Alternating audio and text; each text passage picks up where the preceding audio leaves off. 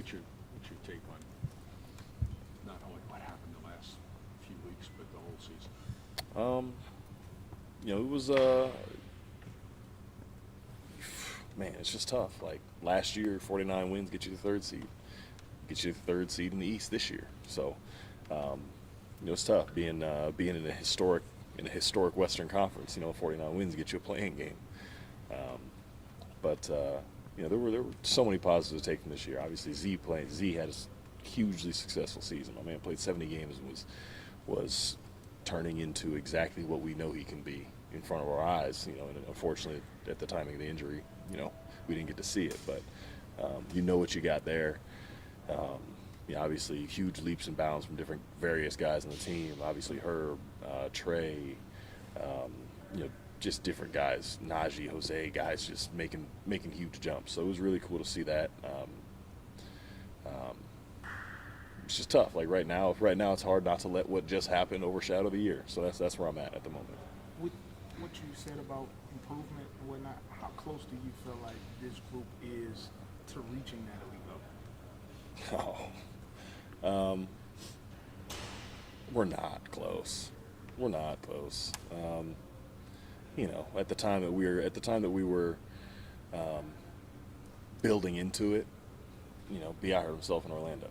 Then when Bi gets back, Z hurt himself. It's just we were taking punch after punch, and it's just unfortunate that just kind of seems to be the bug that's bitten us the past few years, and everybody around here knows the ceiling on this team is way higher than what we've ever hit. But again, you only get X amount of opportunities and chances to prove it. So we all know decisions have to be made, and that's the reality of the NBA. But the fact that health has been the bug itself, though, does that not make you think that you are a little bit closer if you just stay healthy more or less? Yeah, I mean, it's easy to say that after 1 year. It's easy to say after 2 years. It's hard after 3 or 4. It's hard after 3 or 4. And again, I'll be the first one to tell you, I love this group of guys, and I think we have the potential to be as good as every single team in the NBA. Truly, we do. But again, that's the nature of the NBA. It's all business. You were one of the loudest guys who supported EI and spoke about what type of player he is. What do you think about just the playoffs he had, and how you expect him to respond to that this summer? Mm-hmm. I mean, first things first. I've had the bone bruise he has in his knee. It hurts, bad, and we appreciate him being a warrior and being out there with us. I've seen the guy when he came in the league, and now obviously I've been fortunate enough to play with him, here on the second go around, and he is a star. My man is a star. My man is a superstar, and we just, it's unfortunate the timing that his knee got hurt and all that happened, because we know what he's capable of. We've seen it time and time again, and a rocky playoffs doesn't change my opinion of him. Still love him to death. Still think the world of him. Was it unrealistic, I think, for the guy to come back after something like that and just pick up where he left off? Well, it wasn't on just him. It wasn't on just him. It was on all of us. And Bi didn't get swept in the first round. CJ didn't get swept in the first round. I didn't get swept in the first round. We all did. I didn't make some shots. We all missed shots. It didn't just happen to one of us, and that's not something that sits right with any of us. So, no, no, it was unrealistic to expect that, and nobody should have expected that, and we certainly didn't. But this was a whole team loss, not one or two, any specific player. Griff said that the last few years have been about continuity, but that this offseason will be different, in that change could potentially happen, is what he alluded to. You've been through it. I mean, you've been with 4 organizations, you've been traded. Some of these guys haven't. Is there a different mindset that goes in when the executive says we're shifting from continuity to making the team better, and that could potentially bring about change? Yeah, I mean, I've never been on a team where the GM where Griff said that outright, but I read it. We all are going to, and we're all pawns in the game at the end of the day. You know, I mean, this is a business. You know, they're gonna, you know, the people at the top are gonna shuffle their pieces and go again. And you know, fortunately, you know, everybody in that locker room understands that you know, understands that situations are temporary, and you know, again, this is all like I keep saying, this is all a business. So if it comes down to moves being made, it comes down to moves being made. But at the end of the day, you know, I just consider myself incredibly fortunate to be able to play this game for a living and provide for my family. You've been around Z for almost 3 years now. Just what do you make of his growth as a person and his approach in general, not just on the court, but in general to where he is now? Yeah, I'm so proud of Z. Truly, like really, really proud of him. Not just as a player, because you know, I mean, when I first got here, he was out for the full year, and you know, getting to see him last year, and now this year, you know, and the stage that he was performing on, and you know, doing his thing. But you guys can see the growth on the court, but off the court, in the locker room, in the training room, with his work ethic and his level of care, dedication. I mean, he is a ready professional now. I you know, he was obviously an incredible player, but when we got here, but I don't know if I would have called him a real professional. But this year, he did everything that was asked of him and more. He deserved so much more from this season, and the growth he's made as a leader on the team, as a focal point of a franchise, and as a culture setter has been has put this franchise ahead in many ways, and you know, hopefully you guys will get to see that.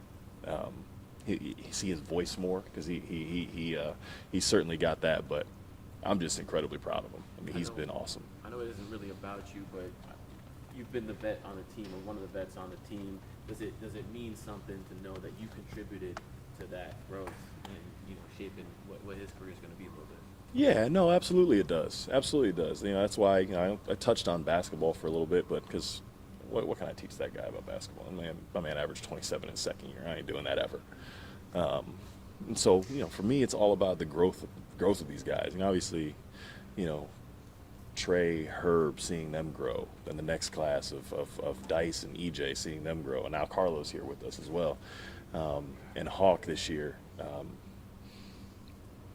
You know, Griff had always talked about, like, you know, he wants good guys in the locker room, good culture pieces, and that matters. Like, it really genuinely matters, and he hit the nail on the head with every single person in that locker room, and seeing the growth of each individual person on the court, great. Off the court, it's just, you know, Dyson's out of his shell.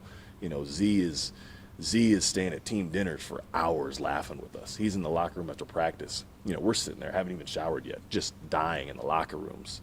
You know, this is a team that genuinely cares and loves each other, and seeing him come out of his shell, seeing, you know, BI open up more, seeing, you know, Dice and Hawk, all these different guys, you know, be more vocal has been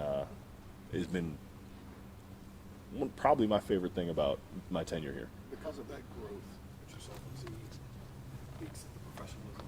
Does that make it sting a little bit more that his injury happened when it happened, because you saw what he was kind of becoming and what he was doing to his team at that point? Yeah. For me personally, yeah, absolutely. Just because you know those moments, those moments where, like, Anthony Edwards just had one, where it was like, oh, he's here, and that was a moment of, like, yeah, well, everybody check this guy out. He's officially here, and he's incredible. But that wasn't just a flash. That guy's here to stay, and really, really proud of him for it. Did you ever think that you were a whole hamstring away from a whole different thing? You ever think about that? No, that's silly to consider. Every single team is a pulled hamstring away from irrelevance. Just happened to be us. We asked a couple guys about their thoughts on you being one of the finalists for Teammate of the Year award. I was just wondering, from your perspective, how meaningful is that to be one of the people considered for that? It's really cool, actually. Yeah, I do pride myself on carrying myself a certain way, within the organization, within this leadership role that I've been, so thankfully given.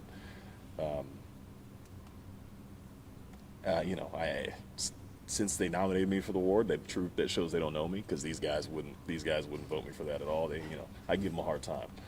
But no, honestly, it's a really cool honor, and something that hopefully is just another good thing to add to your reputation, and 10 years in next year. So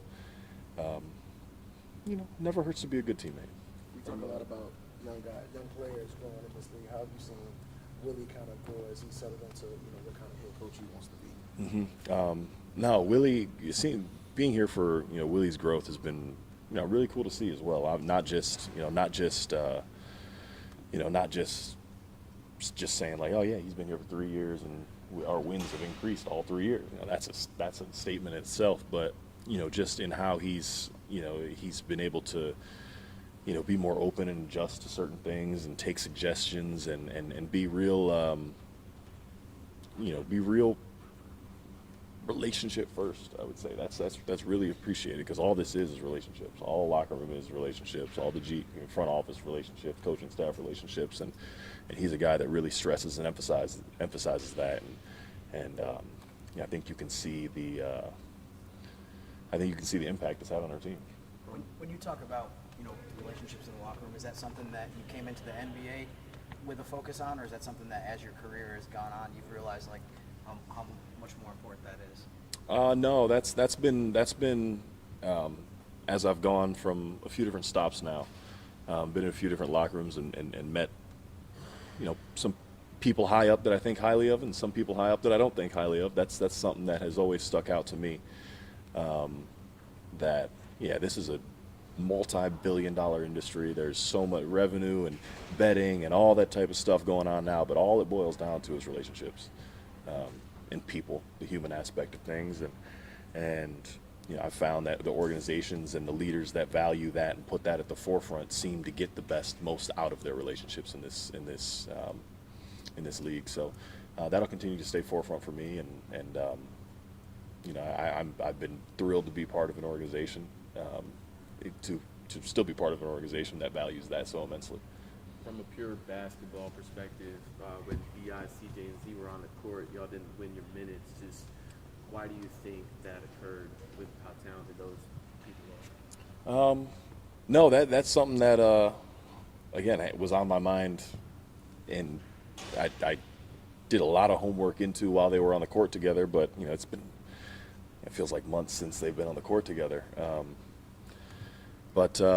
No, I don't know. I think it's a combination of a lot of things. Obviously, you've got very, very unique play styles trying to play together, and that's not to say it won't work or will not work or anything like that. But it's just something that I think Jokic said it. Jokic had a quote the other day about talking about his chemistry in the pick and roll with Jamal Murray.